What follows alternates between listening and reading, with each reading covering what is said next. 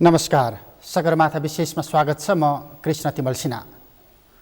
आजको कार्यक्रममा हामी काठमाडौँमा सम्भव भएको एसिया पेसिफिक समिट, जसलाई युनिफिकेसन चर्चले प्रायोजन गरेको, व्यवस्थापन गरेको भनिराखिएको छ र यसमा नेपाल सरकारको सक्रिय सहभागिता देखिएको छ। राज्यको साधन स्रोत दुरुपयोग भयो भनेर सरकारको आलोचना भइराखेको छ। सामाजिक सञ्जालमा, सार्वजनिक स्थानमा अनि सार्वजनिक सञ्चार माध्यमले टीका टिप्पणी गरिराखेका छन्। कुनै एउटा धर्म प्रचार विशेष अभियानमा लागेको गैर सरकारी सङ्घ संस्थाले गरेका यस्ता कार्यक्रममा राज्यको उपस्थिति कुन तहको हुनुपर्थ्यो, राज्यले कसरी व्यवस्थापन गर्नुपर्थ्यो अनि कार्यकारी सरकार प्रमुखको भूमिका कस्तो रहनु पर्थ्यो, राजनीतिक पार्टीहरूले कस्तो व्यवहार गर्नुपर्थ्यो भन्ने विषयमा पनि बहस चलिराखेको छ। समग्रतामा नयाँ संविधान अनुसार, नयाँ मुलुकी अपराध संहिता अनुसार अहिले भइराखेका गतिविधि कानुन सम्मत छन् कि छैनन् भन्ने प्रश्न पनि सँगसँगै जोडिएर आएको छ। यिनै प्रश्नमा जोडिएर आज हामी संवाद गर्दैछौँ कानुनविद वरिष्ठ अधिवक्ता डाक्टर सुरेन्द्र भण्डारीसँग। स्वागत छ यहाँलाई। हस्, धन्यवाद कृष्णजी। काठमाडौँमा सम्भव भएको यो एसिया पेसिफिक समिट, जसको तमाम अखबारहरूमा आइराखेको छ, सार्वजनिक सञ्चार माध्यममा, सामाजिक सञ्जालमा, चिया पसलदेखि सबैतिर बहस भइरहेको छ। यसलाई यहाँले कतिको स्वाभाविक मानिराख्नु भएको छ अहिले भइराखेको सम्मेलन र यति धेरै को होलो मच्चाएर आलोचना गर्नुपर्ने कारण के थियो? यो स्वाभाविक छैन, यो एकदमै अस्वाभाविक हो। प्रत्येक व्यक्तिलाई आफ्नो धार्मिक स्वतन्त्रता हुन्छ, तर अरूको धर्ममा खलल पार्ने, अरूको धर्ममा परिवर्तन गराउने, धर्म परिवर्तन गराउने नियत राखेर कुनै पनि काम गर्न पाइँदैन। यो कानुनद्वारा वर्जित काम हो। त्यसैले अहिले जे भइरहेको छ त्यसले किन यत्रो ठुलो सार्वजनिक चासोको रूपमा यो आइरहेको छ भने यो मुलुकी संहिता ऐन 2074 को दफा 158 ले 5 वर्षसम्म जेल सजाय हुनेसम्मको यो कसुर हो। यसले के भन्छ भने कसैले पनि कसैको धर्म परिवर्तन गराउन पाउँदैन, धर्म परिवर्तन गर्ने उद्योग गर्न हुँदैन र त्यसको लागि दुरुत्साहन गर्न हुँदैन भनेर भन्छ। त्यसैले मेरो धर्म अर्कोले परिवर्तन गराएपछि मात्रै मेरो धर्म परिवर्तन हुन्छ। हामीले बुझ्नुपर्ने कुरा के छ भने हाम्रो माटोका आफ्ना धर्म र संस्कृतिहरू छन्। उदाहरणका लागि बुद्ध धर्म हाम्रो माटोको उपज हो, हिन्दू धर्म हाम्रो माटोको उपज हो, किराँत मुन्डम हाम्रो माटोको उपज हुन्। यी धर्म संस्कृतिहरूले अरूको धर्म परिवर्तन गराउँदै हिँड्दैनन्, आफ्नो धर्म मान्छन्। तर क्रिस्चियनिटी या इस्लाम, अहिले इस्लामको प्रब्लम यहाँ छैन, क्रिस्चियनिटीको जुन देखिएको छ त्यसले अरूलाई धर्म परिवर्तन गरेर आफ्नो धर्ममा ल्याउने काम गर्छ। र यो जुन संस्था छ, यो संस्था जहाँ जहाँ यसले अवसर पाउँछ, दुनियाँका जुन जुन ठाउँमा अवसर पाउँछ त्यहाँ त्यहाँ मानिसहरूलाई धर्म परिवर्तन गराउँदै हिँड्ने र धर्म परिवर्तनको लागि वकालत गर्ने संस्था हो। र यस्तो संस्थालाई राज्यको यति ठुलो स्रोत, शक्ति र प्रधानमन्त्री मात्रै नभएर राज्यका सबै विशिष्ट व्यक्तिहरू, कार्यपालिकाका व्यक्तिहरू मात्रै नभएर इभन स्थानीय निकायका, स्थानीय तहका मेयर, उपमेयर समेतलाई उर्दी जारी गरेर जसरी आशीर्वचन लिन, जल लिन बोलाएको छ, क्रिस्चियनिटीमा परिवर्तन गर्नेहरूलाई तरिका के हो भन्दाखेरि आशीर्वचन दिने त्यो लिन लगाउने, जल दिने त्यो लिन लगाउने, त्यो प्रक्रिया हो। धर्म परिवर्तनको, आस्था परिवर्तन गर्ने तरिका हो। त्यसरी अहिले जुन काम भइराखेको छ काठमाडौँका ठुला होटलहरूमा, त्यो चाहिँ धर्म परिवर्तन गराउने काम भइराखेको छ, जसमा हाम्रो सरकार स्वयं आफै, प्रधानमन्त्री स्वयं आफै यसमा तल्लीन भएर लाग्नु भएको छ। उहाँ त्यही होटलमा 3 दिनदेखि बसिरहनु भएको छ र राज्यको ठुलो खर्च भइराखेको छ। यसले एउटा अस्वाभाविक कुरा देखायो। कुनै एउटा अध्ययन गर्ने संस्था धर्मको बारेमा अध्ययन गर्छ, त्यसको विषयमा विश्लेषण गर्छ भने त्यो कुराहरू आपत्तिजनक हुँदैन। त्यो चाहिँ फ्रिडम अफ एक्सप्रेसनभित्र पर्छ, विचारको स्वतन्त्रताभित्र पर्छ।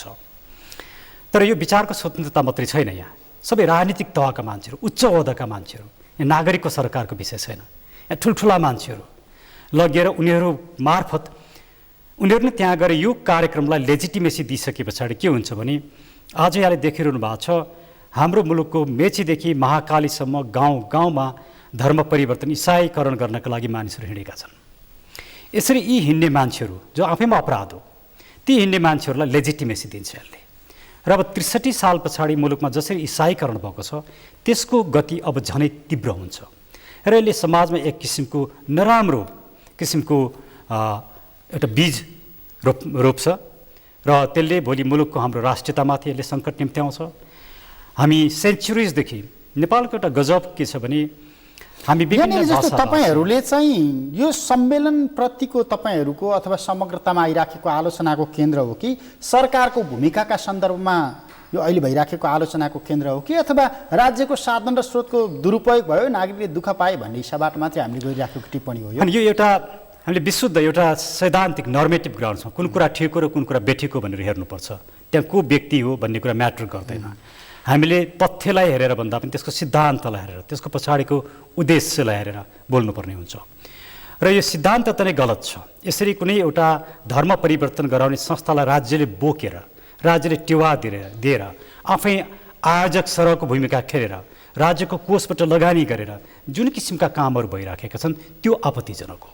त्यसले हाम्रो समाजको जुन एउटा सेन्चुरिजदेखिको हार्मोनियस फ्याब्रिक छ, हामी जसरी बसेका छौँ, हाम्रो आफ्नो संस्कृति छ, त्यो सबलाई बिथोल्ने काम गर्छ। यस कारणले यो आपत्तिजनक हो। यो एउटा अपराध हो, एउटा कानुनकर्मीको आँखाले हेर्दा? मेरो लागि एउटा अपराध हो। मेरो लागि भन्दा पनि यो कानुनले यसलाई अपराध ठान्छ। यसको कुनै उपचार छैन? यसको उपचार छ। यसको उपचार कस्तो हुन्छ भने मैले अलिकति भूमिकामा छुट गरिराखौँ। धर्म चोइस गर्ने मान्छेसँग छुट हुँदैन। यहाँ जुन परिवारमा जन्मिनुहुन्छ त्यही परिवारले के भन्छ, यहाँ जन्मेपछि मेरो छोराछोरीको धर्म किटान गर्छ। कुल धर्म। मानौ म इसाई धर्ममा जन्मेँ भने उसले इसाई धर्म भन्देला, म हिन्दूमा जन्मेँ हिन्दू भन्देला, बुद्धमा जन्मेँ बुद्ध भन्देला, होइन? त्यसले मेरो चोइसले म के धर्म हो, मेरो विवेकले मेरो धर्म परिवर्तन गर्न पाउने कि नपाउने? यो गजब राम्रो प्रश्न। यो विषयमा छुट्टै छलफल हुनुपर्छ। तर हाम्रो कानुनी संरचनाले त्यसरी धर्म परिवर्तन गर्न दिँदैन। किनकि हिन्दू, बुद्ध र किराँत हाम्रा यस्ता धर्महरू हुन् हाम्रो माटोका, यिनीहरूले धर्म परिवर्तन गराउँदै हिँड्दैनन्। प्रलोभनमा परेर धर्म परिवर्तन गर्न पाइएन, गराउन पाइएन। म मेरो विवेकले धर्म परिवर्तन गर्न पाउने कि नपाउने, अथवा यस्ता धार्मिक सभामा म जान पाउने कि नपाउने, तपाईँको कानुनले के भन्छ? धार्मिक सभामा जान पाइन्छ, छलफल गर्न पाइन्छ, सुन्न पाइन्छ, तर आस्था परिवर्तन गर्न पाइँदैन। किनकि धर्म परिवर्तन प्रभावित हुन सक्छु। प्रभावित हुन सकिन्छ। कुनै कुरा राम्रो लाग्न सक्छ, त्यो राम्रो लाग्ने कुरो ठिक हुन्छ। त्यसको विषयमा आफ्ना विश्लेषणहरू पनि राख्न सकिन्छ, त्यसमा कुनै आपत्ति हुँदैन। तर जब आस्था परिवर्तन गरिन्छ त्यहाँनिर धर्म परिवर्तन हुन्छ। मैले किन यो भनेको भने आस्था परिवर्तन गर्ने भनेको त्यो धर्मका नर्मेटिभ्स भ्यालुहरू, मेजर भ्यालुजहरू जुन छन् त्यो भ्यालुलाई आफूले आत्मसात गर्ने हो। आशीर्वचन लिने, जल लिने र त्यसका सन्देशहरूप्रति आफूले विश्वास गर्ने, भक्तिभाव राख्ने। प्रधानमन्त्री जस्तो मान्छे होटेलमा 3 दिनसम्म बसेर त्यही धर्मका जो प्रचारकहरू छन् उनीहरूसँग बसेर किन यस्तो गर्नु पर्यो? त्यसको पछाडि के छ? यी कुराहरू स्वाभाविक रूपमा उठ्छन्। एउटा नागरिकले उठाउने कुरा हो। त्यसैले यहाँले राखेको कुरो धर्म आफूले मात्रै परिवर्तन गरिँदैन। क्रिस्चियनिटीमा धर्म परिवर्तन गर्न एकजनाले हुँदैन। हजुरले धर्म परिवर्तन गर्छु भन्दैमा हुँदैन, अर्को मान्छेले गरिदिनुपर्छ। त्यो पादरीले त्यसलाई चाहिँ लेजिटिमाइज दिनुपर्छ, होइन? त्यो लेजिटिमाइज दिने जुन कुरा छ त्यो भनेको अर्को व्यक्तिले गर्छ। त्यसरी त्यहाँ दुईवटा व्यक्तिहरू सँगसँगै काम गर्छन्। त्यसले कानुनले के भन्छ भने त्यो धर्म परिवर्तन गराउने व्यक्तिले धर्म परिवर्तन गराउन पाउँदैन। हजुरले मेरो धर्म परिवर्तन गराइदिए भने उसलाई उक्साएको भयो, दुरुत्साहन गरेको, त्यो दुरुत्साहन गर्न पनि पाइँदैन र त्यसको उद्योग गर्न पाइँदैन। धर्म परिवर्तन गर्ने कोसिस पनि गर्न पाइँदैन। उद्योग र दुरुत्साहन दुइटै गर्न पाइँदैन। त्यसैले यहाँले आफूले पनि धर्म परिवर्तन गर्न पाइँदैन, अर्कोले पनि हजुरको धर्म परिवर्तन गराउनु। भनेपछि हाम्रो सरकार प्रमुखले गरिराखेको कसुर चाहिँ तपाईँको कानुनले कुन कसुर अन्तर्गत व्याख्या गर्छ त? अब यदि उहाँले आशीर्वचन लिनुभयो, उहाँले जल लिनुभयो र आस्था परिवर्तन गर्नुभयो भने, अथवा त्यो आस्थालाई म मान्छु भन्नुभयो भने, जल लिनु र आशीर्वचन लिनु भनेको त्यही हो। त्यो भनेको धर्म परिवर्तन गर्नु सरह। त्यसलाई मौलिक ऐन यो अपराध संहिता जुन छ 2074 त्यसको दफा 158ले यो 5 वर्षसम्म सजाय हुने कसुरभित्र पर्छ। र त्यसको लागि नागरिकहरूले प्रधानमन्त्रीको विरुद्धमा या जसले त्यहाँ आफ्नो फेथ चेन्ज गर्छन्, यो त बाई कन्डक्ट भएको छ। हजुरको मैले सुने केही मान्छेहरूले होइन मेरो त जनाइ छ नि भनेर भन्ने गरेका छन्। प्रधानमन्त्री स्वयंले भन्नुभयो ऋषिमुनिहरूको बाट हामी प्रभावित मान्छौँ भन्नुभयो, हामी परिवर्तन हुँदैनौँ। मुखले भन्ने कुरा एउटा कुरा, तर बाई कन्डक्ट हजुरले जल लिएर आशीर्वचन बाई कन्डक्ट भयो, त्यसलाई कानुनले ओभर्ट एक्ट भन्छ। त्यहाँ खालि इन्टेन्सन मात्रै छैन। यो त हामीले मैले यो अहिले काम गरिराखेको युनिभर्सल पिस फेडरेसनको कुरा गरिराखेको छ, विवादित संस्था। पृष्ठभूमिमा हेर्दै जाँदाखेरि 2046 सालको राजनीतिक परिवर्तन पछाडि 48 साल 49 साल ताकाका तत्कालीन राष्ट्रिय सभाका अध्यक्ष बेनीबहादुर कार्की, तत्कालीन नेपाली कङ्ग्रेसका नेता कृष्णप्रसाद भट्टराईको पालादेखि उनीहरूको सक्रियतामा, त्यो ब्यानरमा निरन्तर यी र यस्ता कार्यक्रमहरू भइराखेका थिए। आजका दिनसम्म हामी कहाँ थियौँ र अहिले आज हामी यति धेरै बहस र विरोध गरिराखेका छौँ। हामीले हिजोका दिनमा यो अभियानलाई किन देखेनौँ? हजुरले उठाएको प्रश्न एकदम राम्रो छ। हिजो के भएको थियो, कुन एक्सटेन्टमा भएको थियो, राज्यको संलग्नता कति थियो भन्ने बारेमा मलाई यकिन तथ्यगत रूपमा मलाई जानकारी छैन। मलाई जानकारी किन पनि नभएको होला भने राज्यले यस रूपमा सपोर्ट गरेन होला। 2013मा नेपाल सरकारको परराष्ट्र मन्त्रालयबाट सहआयोजनासहित हामीलाई स्पोन्सर गरिएको सरकारी सुविधाको गाडी भनेर उनीहरूको आधिकारिक पेजमा नेपाल सरकारले उपलब्ध गराएको गाडी, नेपाल सरकारको भूमिकाका सन्दर्भमा तस्बिर पोस्ट गरेका छन्। भन्दा 2013मै हामीले, अर्थात् 5 वर्ष अगाडिदेखि हामीले यही भूमिका निर्वाह गरिराखेका थियौँ। हाम्रो राज्यले यही गरिराखेको थियो, हामी बोलेनौँ हिजो। त्यो पनि गलत हो। राज्यले यो त एउटा प्राइभेट संस्था हो, यो कुनै सरकारी संस्था, गैर सरकारी संस्था हो। कोरियन सरकारको उपस्थितिमा कुनै काम गरिन्छ भने त्यसलाई हामीले राज्यले सहृदयका साथ उहाँलाई स्वागत गर्नुपर्छ र एउटा राजकीय ट्रिट गर्नुपर्छ। तर उहाँहरू कोरियन सरकारको या कुनै सरकारको आयोजनामा या स्पोन्सरमा आइरहनु भयो होइन, अलमोस्ट लाइक एनजिओ हो।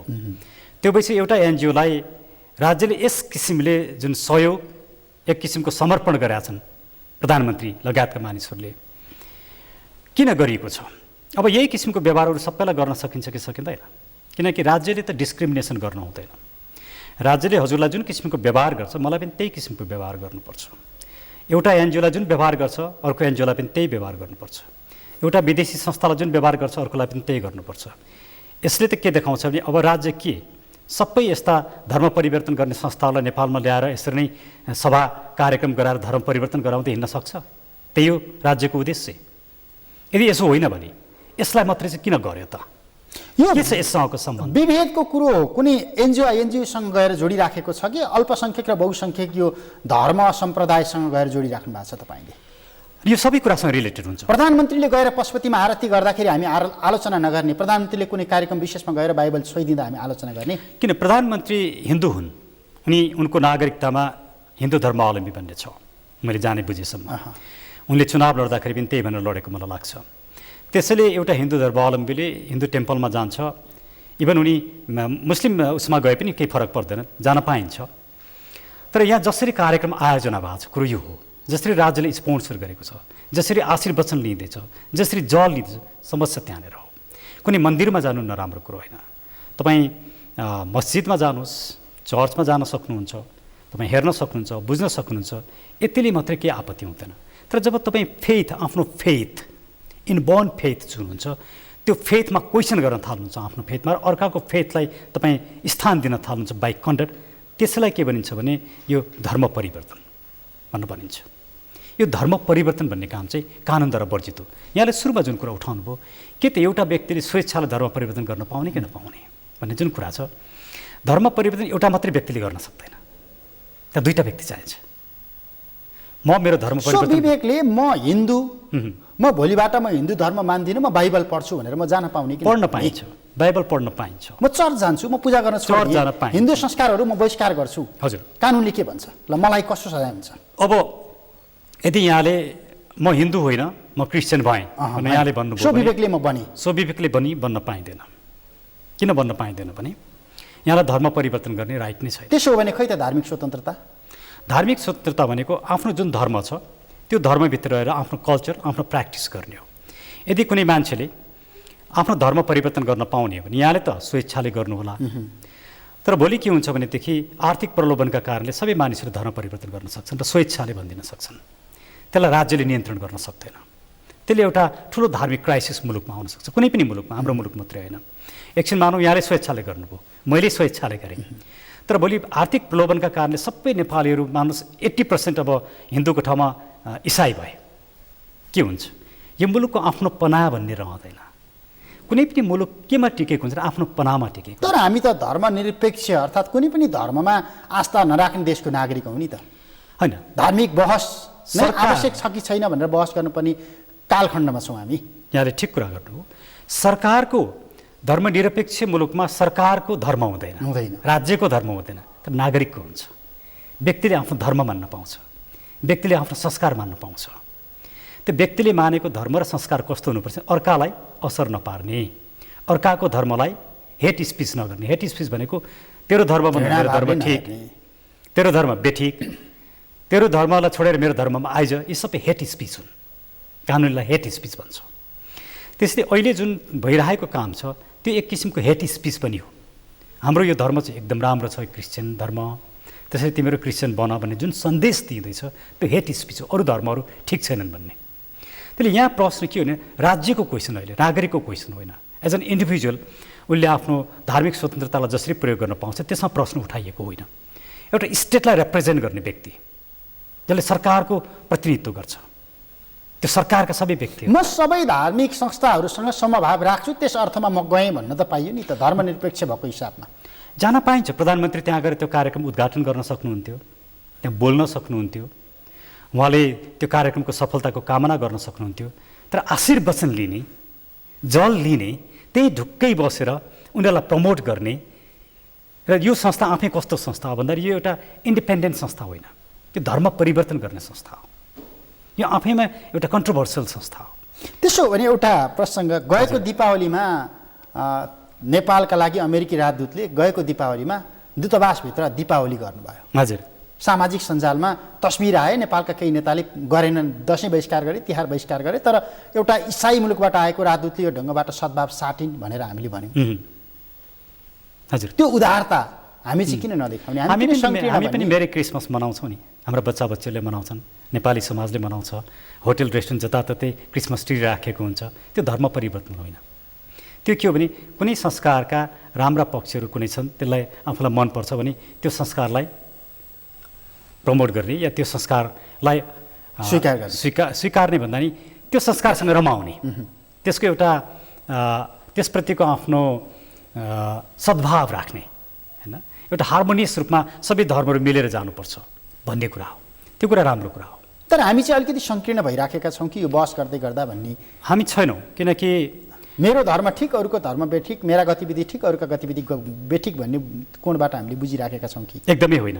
हामीले के भनिरहेको छैनौँ भने अहिले जुन विवाद आइरहेको छ, यो विवादमा हामी कसैले पनि हिन्दू धर्म ठिक, बुद्ध धर्म ठिक, मङ्गोल क्रिस्चियन धर्म ठिक, क्रिस्चियन धर्म बेठिक भनेर भनिएको होइन। क्रिस्चियन हाम्रा प्रधानमन्त्री मेरा पशुपतिमा मात्रै आउन्, हाम्रा प्रधानमन्त्री मेरो लुम्बिनीमा मात्रै आउन्, हाम्रा प्रधानमन्त्री मेरो गिर्जाघरमा नजाउन् भन्ने ढङ्गबाट हामी किन बुझ्छौँ त? हामीले त्यसरी पनि भनिएको होइन। गिर्जाघरमा जान सक्नुहुन्छ, एज एन इन्डिभिजुअल जान सक्नुहुन्छ, त्यो प्रोग्राममा एज अ प्राइम मिनिस्टर गएर उद्घाटन गर्न सक्नुहुन्छ, एउटा फङ्सन।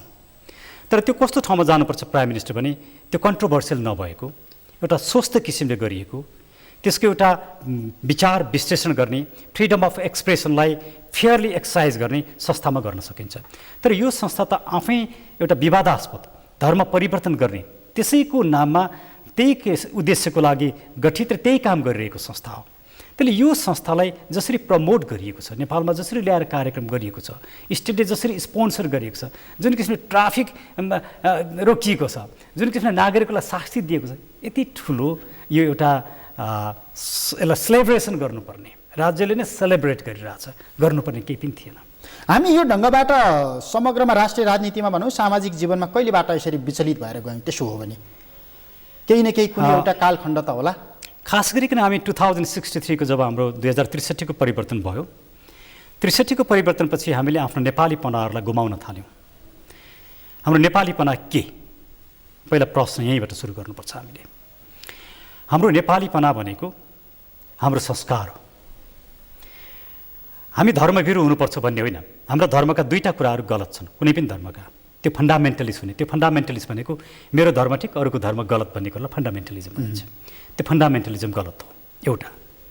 दोस्रो कुरो डिस्क्रिमिनेसन, जस्तो धर्मका नाममा महिलाहरूमाथि या अरू जातिहरूमाथि जात विशेषमा जसरी भेदभाव गरिन्छ त्यो कुरा गलत हो।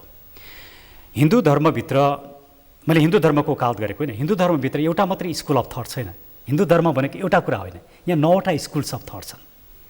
यहाँभित्र बुद्ध धर्म पनि पर्छ एक किसिमले, यहाँभित्र चाडबाड पनि पर्छ, यहाँभित्र आस्तिकहरू पनि पर्छन्, यहाँभित्र नास्तिकहरू पनि पर्छन्, यहाँभित्र योगा पनि पर्छ। एकदमै ठुलो फिलोसफी हो यो।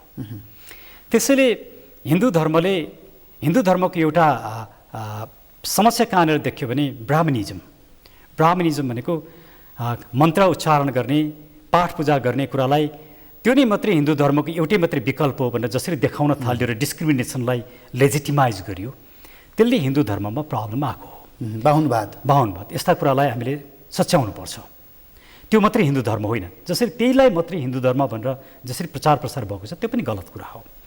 अहिले हामीले हेर्ने भन्ने कुरा के हो भने यो मुलुकमा अहिले सबभन्दा ठुलो हामीलाई चाहिएको कुरा, हामी 125वटा जात जातिका मान्छेहरू यहाँ बस्छौँ, हामी 123वटा भाषाभाषीका मान्छेहरू बस्छौँ, 10-11वटा धर्मावलम्बी मान्छेहरू बस्छौँ। यी सबैको बिचमा कसरी हार्मोनी क्रिएट गर्ने, एउटाले अर्कोलाई कसरी सम्मान गर्ने, एउटाले अर्काको आस्था र विचारलाई कसरी सम्मान गर्ने, त्यति मात्रै हो। त्यसलाई एक्सेप्ट गर्ने होइन, एक्सेप्ट गर्नु पर्दैन। मैले यहाँको धर्म परिवर्तन गर्दै हिँड्न जरुरी छैन। यहाँको कल्चर धर्मलाई मैले सम्मान गरे हुन्छ, यहाँले मेरो धर्म र कल्चरलाई सम्मान गरे हुन्छ। हामीले चाहेको कुरा त्यो हो। तर त्यसो हो भने तपाईँको धर्ममाथि यसरी प्रहार तपाईँले भने जस्तै गरी अथवा अहिले आइराखेको आलोचना अनुसारै पनि यसरी यो ढङ्गबाट प्रहार गर्दाखेरि समग्रतामा फाइदा चाहिँ कसलाई पुगिराखेको छ? फाइदा के फरक पर्छ? फाइदा चाहिँ कसलाई पर्छ भने पुगिरहेछ भने 2-4 जना मान्छे यताउता होलान्। यो मुलुकको हामीले जियो पोलिटिक्सलाई बुझ्नुपर्छ। यो मुलुकको जियो पोलिटिक्स कस्तो छ भने हामी एकदमै स्ट्राटेजिक प्लेसमा छौँ। एकातिर ठुलो इकोनोमी भएको, खालि इन्डिया एउटा देश मात्र होइन, इट्स बिग इकोनोमी। अर्कोतिर चाइना, अर्को ठुलो बिग इकोनोमी छ, र चाइना सँगसँगै तिब्बत छ, र यहाँनिर क्रिस्चियनिटीको प्रभाव तिब्बतमा पर्छ, चाइनामा पर्छ, यहाँको क्रिस्चियनिटीको प्रभाव इन्डियामा पर्छ। जस्तो यही कार्यक्रम पनि मैले पत्रिकामा हेरिरहेको छु, इन्डियामा गर्ने कोसिस गरिरहेको थियो तर इन्डियामा दिएन। त्यस पछाडि यहाँ आयो, फिजीमा हुन खोजिरहेको थियो, त्यहाँ दिएन, यहाँ आयो। किन ती देशहरूले दिएनन्, उनीहरूले रिजेक्ट गरे र हामीले किन ल्यायौँ, यो कुरा पनि हेर्नुपर्छ। सुरुदेखि यहाँनिर के कुरामा कन्फ्युजन नहोस्, मैले बोलिरहेको कुरा यहाँका दर्शकहरूलाई के कुरा कन्फ्युज नहोस् भने हामीले कुनै एउटा धर्मको वकालत गरिराखेको होइन। हामीले कुरा कहाँनिर गरिरहेको भने एउटा स्वस्थ किसिमले विचारको रूपमा विचारलाई छलफल गर्ने संस्थाले कुनै कार्यक्रम आयोजना गर्थे, त्यसमा प्रधानमन्त्री जान्थे, बोल्थे भने हाम्रो कुनै आपत्ति हुँदैन थियो। र यहाँ त्यो एउटा संस्था नै आफै कन्ट्रोभर्सियल छ, जसले धर्म परिवर्तन गराएरै हिँड्छ। त्यस्तो संस्थाको कार्यक्रमलाई जसरी राज्यले स्पोन्सर गर्यो त्यसमा आपत्ति हो। र यसको इम्प्लिकेसन के हुन्छ भने भोलि हुने नेपालमा एउटा डरलाग्दो सिचुएसन के हो भने यो मधेस पहाड र एथनिक कम्युनिटीको बिचमा जुन किसिमको एउटा रिफ्ट अहिले देखिएको छ, त्यो रिफ्ट अहिले सत्तामा भएका पोलिटिसियनहरूको कारणले भएको हो। हामी सेन्चुरिज हामी मिलेर बसेका मान्छेहरू, यो हाम्रो नेपालको ठुलो लेगेसी हो। यो लेगेसीलाई भत्काउने काम गरिएको छ। त्यो कहिलेदेखि गरियो भने स्पेसल्ली 2063बाट गरियो। त्यसले गर्दाखेरि हाम्रो आफ्नो लेगेसी के हो, हामी नेपाली भनेको के हो? मैले यहाँलाई प्रश्न गर्छु या यहाँले मलाई प्रश्न गर्नुला, नेपाली भनेको के हो भनेर सोध्यो भने के जवाफ दिने? नेपाली भनेको म नेपालभित्र बस्छु त्यसले नेपाली हो मात्रै होइन। यो नेपालको माटोले केही कुराहरू यस्तो इनोभेटिभ कुराहरू राखेको छ, उत्पादन गरेको छ, त्यो कुरासँग हामी जोडिएका छौँ। जस्तो मेरो मुलुकमा मुन्दुम छ, किराँत धर्म छ, त्यो मेरो गौरवको विषय हो। मेरो मुलुकमा बुद्ध धर्म मेरो मुलुकले जन्मायो, मलाई त्यो गौरवको विषय हो। मेरो मुलुकमा हिन्दू धर्म छ, त्यो गौरवको विषय हो। हामी धार्मिक रूपमा सहिष्णु मान्छौँ, कहिले पनि धर्मलाई लिएर हामीले मुठभेड गरेनौँ। हामीले अर्को धर्मलाई सहजमा त्यसको सहिष्णुताका आधारमा आदर र सम्मान गऱ्यौँ। त्यो हाम्रो नेपालीपन हो। त्यसो हो भने हामी मुठभेडको चरणमा जाँदैछौँ। मलाई लाग्छ यो क्रिस्चियनिटी जसरी मुलुकमा फैलिँदैछ र जसरी यसको प्रचार प्रसार हुँदैछ, यसले मुलुकमा मुठभेड निम्त्याउँछ। र त्यो मुठभेड किन गरिन्छ भने इन्डिया र मैले धेरै ठाउँमा भनिसकेको छु, इन्डिया र चीनको बिचको कनेक्सन, यिनीहरूको दुईटाको व्यापार भएपछि मात्रै एसियन इकोनोमीमा परिवर्तन आउँछ। एसियन इकोनोमीमा आउने परिवर्तनका लागि नेपाल यति ठुलो स्ट्राटेजिक पोइन्टमा छ कि नेपालको स्थलमार्ग प्रयोग नगरिकन इन्डिया र चाइनाले व्यापार गर्न सक्दैनन्।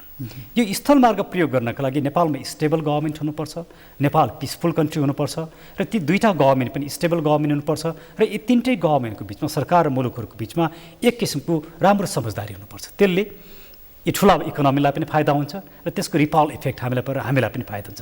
त्यहाँबाट चाहिँ समृद्धि हुन्छ। यस्ता किसिमका उत्तेजक, भड्काउपूर्ण र म त यसलाई के यो अराजक किसिमको काम ओलीले गरिरहनु भएको छ। यस्तो किसिमको अराजक कामहरू गरेर मुलुक समृद्धितिर जाँदैन। यसले मुलुकलाई अव्यवस्थातिर लान्छ, कन्फ्लिक्टतिर लान्छ। सर्टेन व्यक्तिहरूको स्वार्थपूर्ति होला, तर यसले राष्ट्रको स्वार्थपूर्ति हुँदैन, राष्ट्रको हित हुँदैन। त्यसले आज हामी नेपालीहरूले अब मुलुकको बारेमा सोच्ने बेला आज, नेपाली भएर सोच्ने बेला आज।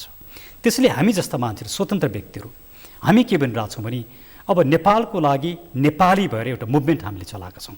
त्यसको मुख्य उद्देश्य के हो भने नेपालीपन के हो त्यसलाई बुझौँ, हामी नेपाली भनेको के हो त्यो कुरा बुझौँ। आज मुलुकमा देखिएका जुन समस्याहरू छन् ती समस्याहरूलाई समाधान गर्नका लागि नेपाली भएर एक ठाउँ उभियौँ। कुनै दलको सदस्य भएर होइन, कुनै धार्मिक सम्प्रदायको सदस्य भएर होइन, कुनै विचार राखेर होइन, एउटा नेपाली भएर एक ठाउँ सोचौँ न। यो जस्तो अहिले भइराखेका यी तमाम गतिविधिमा नेपाल राज्यको संलग्नता, प्रधानमन्त्रीको संलग्नता, राजनीतिक पार्टीका नेताहरूको संलग्नता बुझेरै भइराखेको छ कि उहाँहरू अन्जानमा यो ढङ्गबाट यो मुभमेन्टमा पसिरहनु भएको छ? के लाग्छ यहाँलाई? संक्षेपमा एकदमै बुझेर उहाँहरू दुई तिहाई बहुमत ल्याउने राजनैतिक रणनीति बनाउन सक्ने मान्छेहरू नबुझ्ने हुन्छ। यत्रो ठुलो पोलिटिसियनहरू, प्रधानमन्त्री हुने मान्छेहरू, मन्त्री हुने मान्छेहरू बुझिन, मलाई त फसाए, म त्यो मञ्चमा गएर बोलेको रहेछु भनेर भन्ने खालको टिप्पणी पनि आइरहेको छ। त्यो गलत कुरा। उहाँले एकदम बुझ्नु भएको छ, उहाँ जान्ने बुझ्ने मान्छे हो, उहाँ एकदमै समझदार मान्छे हो, यत्रो ठुलो राजनीतिज्ञ हो उहाँ, खड्गप्रसाद ओली। मुलुक यसरी हाँक्नु भएको छ, यस्तो मान्छेले बुझेन भन्ने कुरा त्यो त झुट कुरा। उहाँलाई यस्तो कुरा गर्नै सुहाउँदैन यदि गर्नुभयो भने। त्यसो हो भने अन्त्यमा यो अपराध पुष्टि भयो भनेदेखि प्रधानमन्त्रीलाई पनि जेल हुन्छ भने यहाँहरूको कानुनले भन्छ। कानुन त हुन्छ, तर कानुन उहाँहरू आफ्नो हातमा लिनुभएको छ, राज्यको संयन्त्र उहाँहरूसँग छ। भोलि कसैले जाहेरी दरखास्त दिएर उहाँहरू दर्ता गर्नुहुन्न, प्रहरीले कारबाही गर्दैन, कसरी हुन्छ? त्यसैले यो अहिले त स्टेटलाई ललेसनेसतिर लाने काम भइरहेको छ। यो सरकारले सुरुदेखि यो सरकारको 9 महिनाको अवधिलाई हेरौँ, यसले गरेको एउटा मात्रै मलाई राम्रो काम देखाइदिनुहोस्। कुनै पनि यसले राम्रो काम गर्न सकेन र मुलुकलाई ललेसनेसको दिशातिर डिरेक्सनलेस बनाएको छ। त्यसैले यो सरकारले आफूलाई कि त समूल रूपमा परिवर्तन गरोस्, सुध्रियोस्। यदि सुध्रिँदैन भने यो सरकारलाई फाल्नुको अब विकल्पै छैन। यसले साह्रै नै नचाहिँदो काम गर्न थाल्यो, राष्ट्रघाती कामहरू गर्न थाल्यो। यो सरकारलाई फाल्नै पर्छ। हुन्छ, समय र संवादको लागि धन्यवाद। थ्याङ्क यू, धेरै धेरै धन्यवाद। दर्शकबिन, सगरमाथा विशेषको आजको समय सकियो। आज हामीले काठमाडौँमा चलिराखेको एसिया पेसिफिक समिट, विशेष गरी जुन संस्थाले अहिले यो कार्यक्रम गरिराखेको छ, प्रायोजन गरिराखेको छ, व्यवस्थापन गरिराखेको छ, भूमिका खेलिराखेको छ, यो संस्थाको पृष्ठभूमि, यो संस्थामा आबद्ध व्यक्तिका गतिविधिलाई लिएर चरम आलोचना भइराखेको छ, आशंका व्यक्त भइराखेको छ। युनिभर्सल पिस फेडरेसनका नाममा भइराखेको यो गतिविधि विशेष गरी नेपाललाई इसाईकरण गर्ने सन्दर्भमा 2063 साल यता भइराखेका शङ्कास्पद गतिविधिकै निरन्तरता हो भनिरहँदा समग्रमा अहिले नेपाल सरकारले यो कार्यक्रमको सहआयोजक भनेर सत्कार गर्नका लागि, अतिथिलाई सम्मान गर्नका लागि, भेटघाट गर्नका लागि राज्य कोषको चरम दुरुपयोग गर्यो भनिराखिएको सन्दर्भमा यी र यस्ता गतिविधिमा राज्य संलग्न हुँदाका नराम्रा परिणामहरू के हुन सक्छन् र यस्ता गतिविधिमा लाग्दा प्रमाणित भएमा समग्र कार्यकारी सरकार प्रमुखलाई कस्तो सजायसम्मको परिकल्पना गरिराखिएको छ, समग्रमा यसको दूरगामी प्रभाव क्षेत्रीय स्तरमा आन्तरिक राजनीतिमा के हुन सक्छ, यिनी प्रश्नमा केन्द्रित रहेर संवाद गर्यौँ वरिष्ठ अधिवक्ता डाक्टर सुरेन्द्र भण्डारीसँग। समय अनि संवादका लागि डाक्टर भण्डारीलाई फेरि पनि धन्यवाद दिन्छु। नेपालको पहिलो न्युज च्यानल सगरमाथा टेलिभिजन हेर्दै गर्नुहोला। नमस्ते।